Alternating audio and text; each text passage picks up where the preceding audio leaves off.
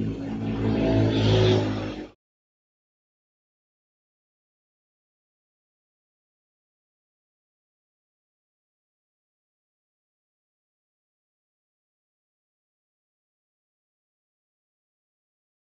Students, कैसे हैं आप सभी?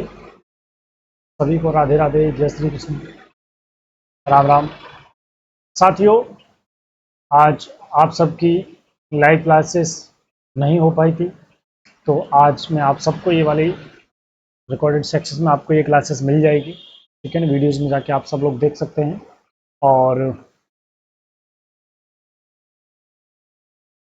कल तक जो है हम लोगों ने 17 क्वेश्चंस कंप्लीट कर लिए थे अपने प्रैक्टिस के तौर पर। आज हम उससे आगे बढ़ते हैं। ठीक है, आज हम लेकर आए हैं आप सबके लिए क्वेश्चन आंसर्स की सीरीज, और क्वेश्चन नंबर 19 से हम यानी 18 से हम लोग आगे बढ़ेंगे। ठीक है ना, 17 क्वेश्चन हम लोग कल तक कर चुके थे। तो सबसे फर्स्ट क्वेश्चन है आपका, which type of monitor is monochrome. Monochrome जो है मॉनिटर, वो किस प्रकार के होते हैं? एलसीडी, सीआरटी, एलईडी, या फिर इनमें से कोई नहीं? चलिए, हमारे सभी साथी सोचेंगे और अपना जवाब कमेंट बॉक्स में टाइप करेंगे। मैं आप सबको बता दूं, सी आर टी इसका आंसर होगा। जो मोनोक्रोम मॉनिटर होते हैं वो किस में आते हैं? सी आर टी, और इसकी फुल फॉर्म होती है आपकी कैथोड रे ट्यूब। क्या होती है? Cathode ray tube. ठीक है, ये आपकी फुल फॉर्म होती है। क्वेश्चन नंबर नेक्स्ट है आपका 19, what is the full form of S M P S. साथियों, एस एम पी एस हमने बताया था हमारा क्या करता है, एसी से और डीसी में कन्वर्ट करता है। उसके बाद में ये डीसी सप्लाई हमारे मदरबोर्ड में जाती है, और उसके बाद हमारा सिस्टम ऑन होता है। ठीक है ना, तो हमारा जो सिस्टम है वो किसके थ्रू चलता है? एसएमपीएस के थ्रू चलता है। सबसे पहले पावर सप्लाई किसमें जाती है? एसएमपीएस में। तो इसकी फुल फॉर्म पूछी गई है, सब लोग देखेंगे फटाफट से। क्या होगी? सिंगल मोड पावर सप्लाई, या फिर स्विच्ड मोड पावर सप्लाई, या फिर स्विच्ड मोड पावर सिस्टम, या फिर इनमें से कोई नहीं? तो इनमें से आपका आंसर बी एकदम राइट हो जाएगा, क्योंकि इसकी जो फुल फॉर्म होती है वो होती है आपकी स्विच्ड मोड पावर सप्लाई। ये आपका आंसर बिल्कुल सही है। क्वेश्चन नंबर नेक्स्ट है आपका 20, in which year DVD start. DVD की शुरुआत किस वर्ष में हुई थी? साथियों, जो हम यूज करते हैं डीवीडी, ठीक है ना, इसकी शुरुआत किस वर्ष में हुई थी? 1995, 96 में, या फिर 97, या फिर 98 में? तो इसका आंसर आपको ध्यान रखना है। हम लोगों ने थ्योरी में पढ़ा था डीवीडी की शुरुआत हुई थी, वो कब हुई थी? 1995, यानी कि 1995 में हुई थी। बहुत अच्छी। क्वेश्चन नंबर 21, इसकी तरफ हम बढ़ते हैं। Which of the following is not a computer peripheral devices. इनमें से कौन सी कंप्यूटर पेरीफेरल डिवाइसेस नहीं है, डिवाइस नहीं है? तो आंसर आपका ये होगा प्रिंटर, बी माउस होगा, सी स्पीकर, डी मदरबोर्ड। तो इनमें से कौन सा आपका आंसर एकदम सही होगा?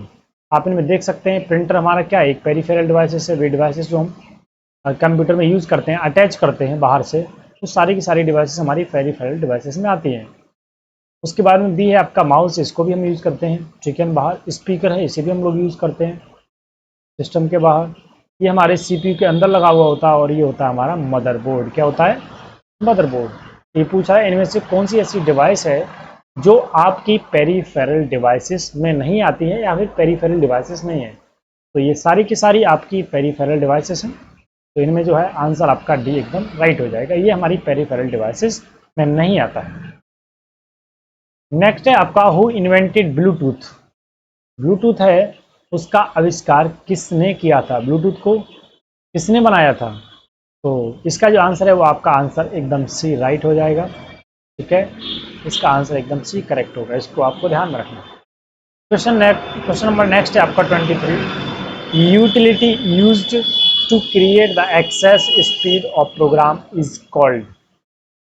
प्रोग्राम की एक्सेस स्पीड बढ़ाने के लिए इस्तेमाल की जाने वाली उपयोगिता को क्या कहा जाता है? अगर हमें प्रोग्राम की एक्सेस स्पीड को बढ़ाना हो तो उसकी उपयोगिता तो क्या क्या कहा जाता है, डिस्क डिफ्रेजमेंट। क्या बोलते हैं, डिस्क डिफ्रेजमेंट। ध्यान रखना है आपको, क्या बोला जाता है, डिस्क डिफ्रेजमेंट। ठीक है ना। क्वेश्चन नंबर नेक्स्ट है आपका 24। Mouse is an example of peripheral devices. Mouse एक पेरिफेरल डिवाइसेस का उदाहरण है। तो हम अभी पढ़ के आए हैं पीछे, हमारा माउस है, कीबोर्ड है, प्रिंटर है, ठीक है ना, मॉनिटर है, ये सब क्या होते हैं, आपके पेरिफेरल डिवाइसेस में आते हैं। तो इसका आंसर एकदम सही हो जाएगा, आंसर ए आपका एकदम करेक्ट हो जाएगा, क्योंकि माउस हमारा पेरिफेरल डिवाइसेस में आता है। चलिए साथियों, हम आगे बढ़ते हैं। क्वेश्चन नंबर 25 है आपका, micro computer works faster than mini computer. Micro computer mini computer से तेज चलता है या फिर तेज होता है, ठीक है, तुलना में किसके, मिनी कंप्यूटर की तुलना में। तो ध्यान रहे कि ये आपका आंसर गलत हो जाएगा, ठीक है ना। सबसे पहले माइक्रो कंप्यूटर सबसे छोटा होता है, उससे बड़ा होता है आपका मिनी कंप्यूटर। तो मिनी कंप्यूटर जो है माइक्रो कंप्यूटर से बड़ा रहेगा, तो फिर फास्ट किस तरीके से हो सकता है ना। तो इसलिए आपका आंसर इसमें बी माना जाएगा सही, क्योंकि ये गलत बात है कि माइक्रो कंप्यूटर जो होता है वो मिनी कंप्यूटर से स्लो होता है, लेकिन ये बता रहा है कि माइक्रो कंप्यूटर फास्ट होता है मिनी कंप्यूटर से, ठीक है ना। इसलिए आंसर नंबर बी आपका एकदम राइट हो जाएगा। क्वेश्चन नंबर 26 की तरफ हम बढ़ते हैं। A part of the computer that reads information from a disk is called. एक पार्ट होता है कंप्यूटर में जो कि क्या करता है, रीड करता है इंफॉर्मेशन, कहाँ से, डिस्क से। एक ऐसा पार्ट कंप्यूटर का जो कि डिस्क से क्या करता है, इंफॉर्मेशन को रीड करता है, उसे हम क्या बोलते हैं, है ना। इंफॉर्मेशन रीड करना यानी कि जो हमने डाटा दिया वो प्रोसेस होने के बाद इंफॉर्मेशन में परिवर्तित हुआ, उस डाटा को रीड करना जो करता है उसे पार्ट को क्या बोलते हैं, तो वो होती है हमारी डिस्क ड्राइवर, ठीक है ना। तो डिस्क ड्राइव माना जाएगा, जो डिस्क को ड्राइव करता है, ठीक है, इन्फॉर्मेशन वहाँ से उठाता है, उसे हम बोलते हैं डिस्क ड्राइव। इसमें आप ऑपरेटिंग सिस्टम नहीं होगा, क्योंकि ये तुम्हारा ऑपरेटिंग सिस्टम को चलाने के लिए होता है। मदरबोर्ड आपका यूज होता है सीपीयू के अंदर, हार्ड डिस्क भी ये सीपीयू के अंदर हो जाती है, लेकिन ये डिस्क ड्राइव ये भी सीपीयू के अंदर होती है। बट ये किसका काम करती है, रीड करने का काम करती है इन्फॉर्मेशन को, कहाँ से, डिस्क से, ठीक है ना। तो आप ऐसा ना सोचिए कि इसमें हार्ड डिस्क होगा, ठीक है। हार्ड डिस्क क्या होती है, स्टोरेज का काम करती है। हार्ड डिस्क एक स्टोरेज डिवाइस है, लेकिन उसमें रीड करने का काम किसका होता है, डिस्क ड्राइव जो होता है उसका काम होता है रीड करने का। तो कंफ्यूजन इसमें नहीं होना चाहिए, ठीक है। क्वेश्चन नंबर 27 की तरफ हम आते हैं। Name the computer part that is connected to all other aspects of a computer and allows them to communicate and work together. Computer के उस हिस्से का नाम बताइए जो कंप्यूटर के अन्य सभी पहलुओं से जुड़ा है और उन्हें एक साथ संवाद करने और काम करने की अनुमति देता है। उस कंप्यूटर का नाम आपको बताना है। ऐसा कौन सा पार्ट है, कौन सा हिस्सा है कंप्यूटर का जो कि सारे के सारे कंपोनेंट्स को, पहलुओं से जुड़ा रहता है और उन्हें संवाद आपस में काम करने की अनुमति प्रदान करता है। तो वो क्या आपका डिस्क ड्राइव होती है, ये तो रीड करने का काम करती है इन्फॉर्मेशन को। ऑपरेटिंग सिस्टम होता है, ऑपरेटिंग सिस्टम क्या करता है, ऑपरेटिंग सिस्टम आपका दोनों में क्या करता है, संवाद स्थापित करता है। लेकिन इसमें ये पूछ रहा है उस हिस्से का नाम बताना जो सबको, एक को नहीं सबको करता है। तो वो आपका होता है मदरबोर्ड। हमने बताया मदरबोर्ड में सारी चीज़ें कनेक्टेड रहती हैं, चाहे वो आपका मॉनिटर हो गया, चाहे वो आपका सीपीयू हो गया, चाहे वो आपकी कोई डिस्क ड्राइव हो गई, चाहे आपकी हार्ड डिस्क हो गई, माउस हो गया, कीबोर्ड हो गया, कोई सी पेरिफेरल डिवाइसेस हो गई, वो सारी की सारी कनेक्टेड किसके थ्रू होती हैं, आपके मदरबोर्ड के थ्रू, है ना। तो इसमें आंसर आपका एकदम सी राइट हो जाएगा। बहुत अच्छे। क्वेश्चन नंबर 28 की तरफ हम आ जाते हैं। Software that are designed to modify the functionality of another piece of software. वे सॉफ्टवेयर जो दूसरे पीस की कार्यक्षमता को संयोजित करते हैं, करने के लिए डिजाइन किए गए।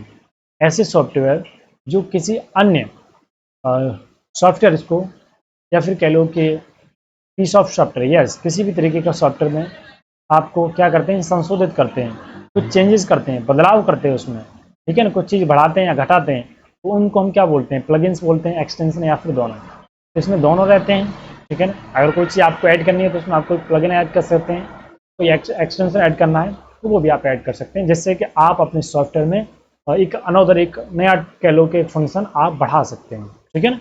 तो इसमें मॉडिफाई द फंक्शनलिटी, यानी फंक्शनलिटी को बढ़ाने के लिए हम प्लगइन्स और एक्सटेंशन यूज करते हैं। इसलिए आंसर सी आपका एकदम बिल्कुल सही माना जाएगा। क्वेश्चन नंबर 29 की तरफ हम आ जाते हैं। A hard disk is divided into tracks which are further sub divided into, किस में डिवाइडेड होती है? तो जो हमारी हार्ड डिस्क होती है वो ये पूछ रहा है, वो ट्रैक्स में डिवाइडेड होती है। उसके बाद में फिर आगे जाके ये किस में डिवाइडेड होती है? हार्ड डिस्क होती है, उसमें तुम्हारे क्लस्टर्स होते हैं, सेक्टर्स होते हैं, हेड्स होते हैं, उसके बाद में तुम्हारे ट्रैक्स होते हैं। तो ये जानना चाहता है कि जो आपकी हार्ड ड्राइव है वो सबसे पहले ट्रैक्स में डिवाइड होती है, उसके बाद में फिर किस में होती है डिवाइड? आपकी सेक्टर्स में, उसके बाद क्लस्टर्स में, उसके बाद में फिर आपका हेड मिलता है। तो इस तरीके से ये पूछ रहा है ट्रैक्स, उसके बाद में किस में डिवाइड होती है? सब डिवाइडेड। तो इसमें आपका आंसर भी एकदम राइट हो जाएगा, सेक्टर्स में डिवाइड होती है ना। क्वेश्चन नंबर 30 है आपका, condition अक्यूरिंग when two or more devices try to write data to a bus simultaneously is called. जब दो या दो से अधिक डिवाइस एक साथ बस में डाटा लिखने की कोशिश करते हैं तो उस स्थिति को क्या कहते हैं? हर ड्राइव में बस होती है, तो उसमें क्या है कि उसमें एक साथ डाटा अगर आप लिखना चाहते हैं तो उसे हम क्या बोलते हैं? उस स्थिति को, अगर एक साथ दो डिवाइसेस लिख रही हैं तो उसे हम क्या बोलते हैं? एड्रेस डिकोडिंग बोलते हैं, या फिर आपका बस कंटेंशन बोलते हैं, या फिर बस कोलाइजन बोलते हैं, या फिर आपका बस इंटरकनेक्शन बोलते हैं। तो इसमें एड्रेस डिकोडिंग नहीं होगा, ना ही आपका बस कोलाइजन टक्कर नहीं हो रहा उसके अंदर, ना तो इंटरकनेक्शन हो रहा है। इसको कहना जो कहलाता है वो कहलाता है बस कंटेंशन। क्या बोलते हैं? बस कंटेंशन। इसमें गड़बड़ हो जाती है, एक दूसरे से एक साथ होते हैं तो कह लो कि झगड़ा एक तरीके से हो जाना है ना, उसमें बस कंटेंशन कहलाता है। क्वेश्चन नंबर 31 है, what is the result called generated by a computer? Computer के द्वारा जो रिजल्ट जनरेट किया जाता है उसे हम क्या बोलते हैं? इनपुट बोलते हैं, या फिर आउट बोलते हैं, या फिर डाटा बोलते हैं, या फिर नन बोलते हैं। इनपुट वो होता है जो हम अपनी तरफ से कंप्यूटर को देते हैं, उसके बाद में प्रोसेस करने के बाद कुछ जनरेट किया जाता है रिजल्ट, उससे पूछ रहा है। उसको हम डाटा बोलते हैं? नहीं, डाटा जो हमारा होता है वो हम इनपुट के रूप में डाटा देते हैं, उसके बाद जो आउटपुट के रूप में मिलता है वो हमें इन्फॉर्मेशन मिलता है। तो इन्फॉर्मेशन या फिर आउटपुट दोनों सही हो जाएगा। अगर इसमें मान लो कि नन दिया नहीं होता और इसकी जगह अगर आपका इन्फॉर्मेशन दे दिया जाए तो इसमें आपका इन्फॉर्मेशन एकदम राइट आंसर हो जाएगा। आउटपुट और इन्फॉर्मेशन में आपको प्रायोरिटी सबसे पहले इन्फॉर्मेशन को देनी होगी, ठीक है ना। तो रिजल्ट जो कॉल्ड कहलाता है वो इन्फॉर्मेशन कहलाता है। अगर इन्फॉर्मेशन नहीं है तो आप उसमें आंसर बी को लगा सकते हैं आउटपुट के रूप में, ठीक है। क्वेश्चन नंबर 32 की तरफ हम आ जाते हैं। When was micro processor invented? जो हमारा माइक्रो प्रोसेसर है, जो सबसे फर्स्ट माइक्रो प्रोसेसर डिजाइन किया गया था, ठीक है ना, वो कब हुआ था? मैं आपको बता दूं, आपका first processor micro processor design किया गया था वो था इंटेल 4004 4004। कौन सा था? इंटेल 4004 आपका था। और इसमें ऑपरेटिंग सिस्टम जो इस प्रोसेसर को यूज किया जाता था, इस प्रोसेसर में जगह कितनी थी? 4 बिट का ये था ऑपरेटिंग सिस्टम, 4 बिट यूज कर सकते थे इसमें। कितना? 4 बिट का ऑपरेटिंग सिस्टम था ये वाला, तो इसमें 4004। तो ये कब डिजाइन किया गया था? 1971 में, 1973 में, 1979 में, या फिर 1981 में। तो ये डिजाइन किया गया था आपका 1971 में। आपका इंटेल 4004 मोस्ट इंपॉर्टेंट क्वेश्चन है कि सबसे फर्स्ट प्रोसेसर, या फिर यूँ कह लो कि सबसे पहले माइक्रो प्रोसेसर आपका जो डिजाइन किया गया था वो कब किया गया था? 1971 में ये डिजाइन किया गया था। क्वेश्चन नंबर नेक्स्ट आता जाते हैं हम 33 की तरफ। Which of the following is a computer feature? इनमें से कंप्यूटर की विशेषता क्या है? स्पीड, बिल्कुल। हम कंप्यूटर के साथ मिलके बहुत तेज़ी से, बहुत स्पीड से हम काम कर सकते हैं। एक्यूरेसी, एक्यूरेसी बहुत अच्छी देता है हमें, ठीक है ना, कोई भी गलती नहीं करता है। अगर आपकी किसी टाइपिंग में मिस्टेक हो रही है या फिर कुछ यूज़ करने में दिक्कत आ रही है तो ही नहीं, बाकी इसकी जो एक्यूरेसी है बहुत अच्छी रहती है। स्टोरेज की अगर हम बात करें तो मानव से, ह्यूमराइट से बहुत ज़्यादा ये कैपेसिटी रख सकता है और एक लंबे समय तक रख सकता है। तो इसमें अगर देखा जाए तो इसमें आपके चारों के चारों, यानी कि तीनों के तीनों आंसर सही हो जाएंगे। तो इसमें आपका आंसर डी एकदम राइट आंसर हो जाएगा। आंसर डी एकदम राइट आंसर हो जाएगा। क्वेश्चन नंबर 34 की तरफ हम आ जाते हैं। Mainly there are 3 types of computer. मुख्य रूप से कंप्यूटर 3 प्रकार के होते हैं। ये बात सही है, ट्रू है, या फिर फॉल्स है? हमने पढ़ा था मेनली जो कंप्यूटर होते हैं वो 3 प्रकार के होते हैं, जिनमें सबसे फर्स्ट होता है आपका एनालॉग कंप्यूटर, दूसरा होता है आपका डिजिटल कंप्यूटर, और तीसरा होता है आपका हाइब्रिड कंप्यूटर। तो एनालॉग आपका एनालॉग रहता है, डिजिटल आपका डिजिटल रहता है, और जो हाइब्रिड होता है वो एनालॉग और डिजिटल दोनों का मिश्रण होता है, ठीक है ना। जिसमें आपका ईसीजी मशीन हो गई, एमआरआई मशीन हो गई, ये सब किस में आते हैं, आपके हाइब्रिड कंप्यूटर्स में आते हैं। तो इस तरीके से ये बात सही है कि मेनली 3 तरीके के होते हैं आपके कंप्यूटर, मुख्य रूप से 3 प्रकार के कंप्यूटर हमारे माने जाते हैं। तो क्वेश्चन नंबर आपका वो आंसर सही हो जाएगा 2। क्वेश्चन नंबर 35 की तरफ बढ़ते हैं। Does DC current flow inside a computer IC chip. जो हमारे सिस्टम के अंदर चिप होती है या फिर यूं जो प्रोसेसर होता है, उस चिप के अंदर जो करंट फ्लो होता है वो क्या डायरेक्ट करंट फ्लो होता है या फिर एसी यानी अल्टरनेटिव करंट फ्लो होता है। तो ये पूछ रहा है ये बात सही है या फिर गलत। हमने बताया जो हमारा एसएमपीएस लगा रहता है, स्विच्ड मोड पावर सप्लाई, ठीक है ना, ये क्या करता है आपका एसी से डीसी बनाने का काम करता है। क्या करता है, ये एसी से आपका डीसी बनाने का काम करता है, और जब डीसी बन जाती है उससे हमारा पूरा का पूरा सिस्टम रन होता है। तो अगर पूछा जाए और कहा जाए, देखा जाए, तो इसमें आपका जो सिस्टम रन होता है, चिप में जो आपका करंट फ्लो होता है वो कौन सा होता है, डायरेक्ट करंट फ्लो होता है। तो इसलिए आंसर आपका ए एकदम राइट हो जाएगा, ठीक है ना, बिल्कुल सही माना जाएगा क्वेश्चन नंबर 35 का ए, ठीक है। उसके बाद में नेक्स्ट आता है आपका एनआईसी, यानी कि एनआईसी जो आपका कार्ड है, इसमें पूछा गया है हम अगर इंटरनेट चलाना चाहते हैं तो क्या हमें एनआईसी कार्ड की आवश्यकता होगी, ठीक है ना, क्या हमें एनआईसी कार्ड की ज़रूरत होगी। तो ये कह रहा है इंटरनेट चलाने के लिए रिक्वायर्ड होती है, एक एनआईसी कार्ड की आवश्यकता होती है, पूछ रहा है, ठीक है ना। तो इसमें आंसर सही होगा या फिर गलत होगा। हमने दिखाया भी था कि अगर हमें इंटरनेट चलाना हो तो उसके लिए हम क्या करते हैं, एनआईसी कार्ड को हमें लगाना रहता है। इसको एनआईसी कार्ड को लगाना रहता है, ठीक है। और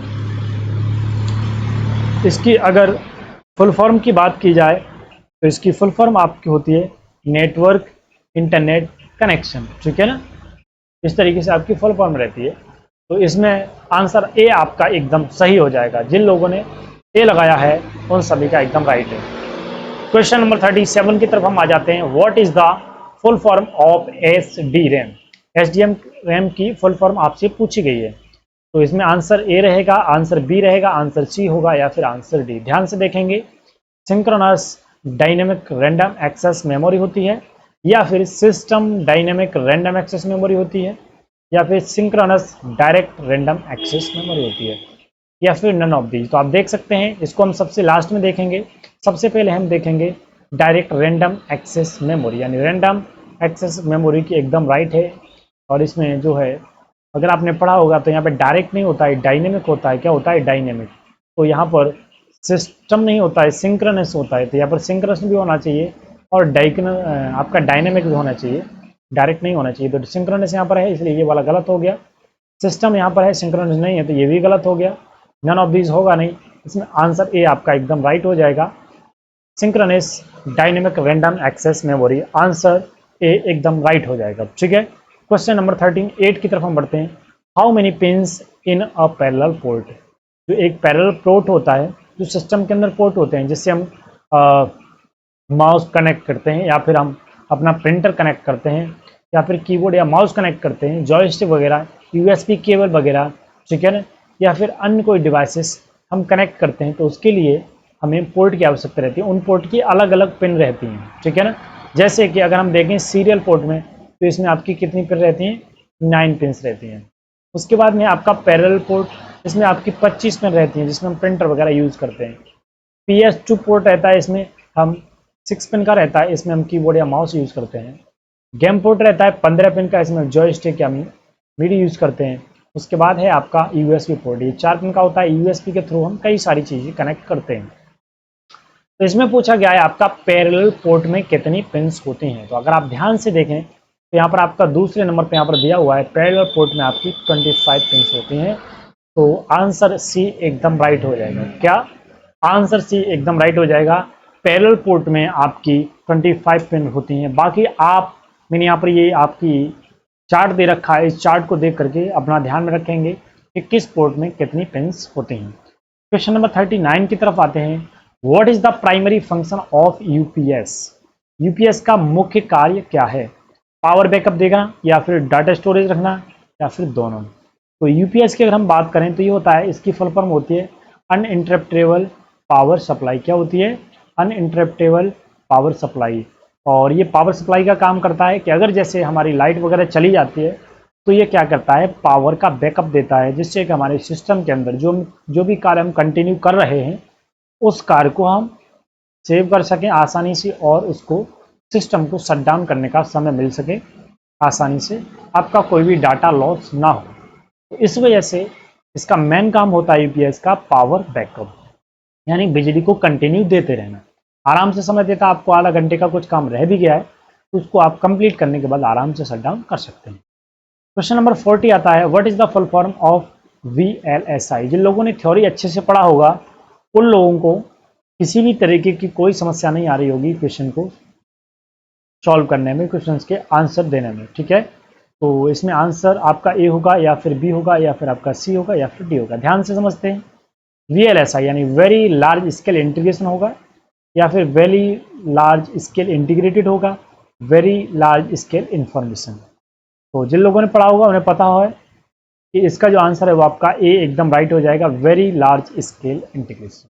ठीक है ना साथियों, तो इसमें आंसर ए एकदम राइट हो जाएगा। तो जो भी साथी आज की क्लास ली, ठीक है ना, लाइव नहीं हो पाई थी इस वजह से मैं आप सबको ये क्लास रिकॉर्डेड मिल रही है। सब लोग पूरा कंटिन्यू पूरा ध्यान से समझेंगे। मोस्ट इंपॉर्टेंट क्वेश्चन हैं, ध्यान से पढ़िए, ध्यान से इनको बार बार रिवाइज कीजिए। इनमें से आपका एक न एक क्वेश्चन किसी न किसी एग्जाम में अवश्य मिलेगा। ठीक है ना, ट्रिपल सी के लिए तो मोस्ट इंपॉर्टेंट है आपके। तो आज के लिए बस इतना ही। ठीक है ना, थैंक यू वेरी मच।